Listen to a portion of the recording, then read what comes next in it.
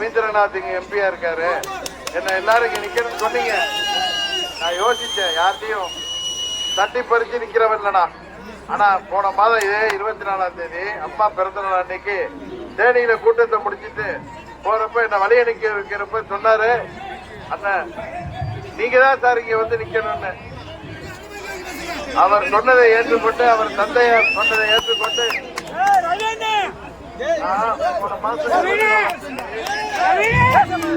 அம்மா கூட்டத்துக்கு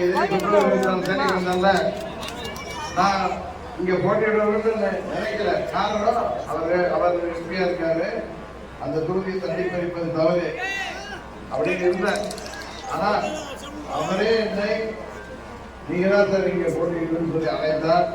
அவரது தந்தை எனது நண்பர் முன்னாடி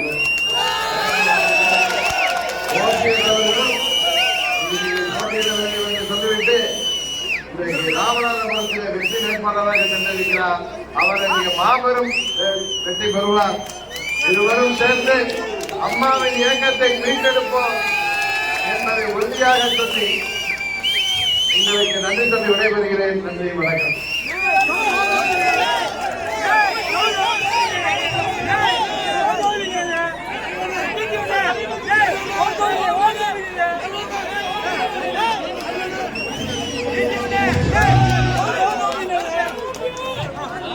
அனைவருக்கும் வணக்கம்.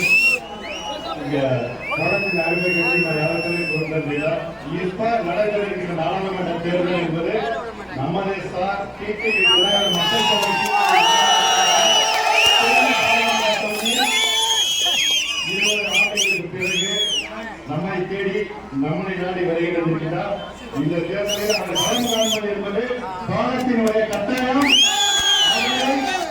அவரை அதிகமான வாக்கு வித்தியாசத்தில் எப்படி எனக்கு சென்ற பாராளுமன்ற தேர்தலில் நீங்கள் ஒட்டுமொத்தமாக வாக்களித்து வெற்றி பெற செய்து தமிழகத்தில் வரலாற்று சாதனை நீங்கள்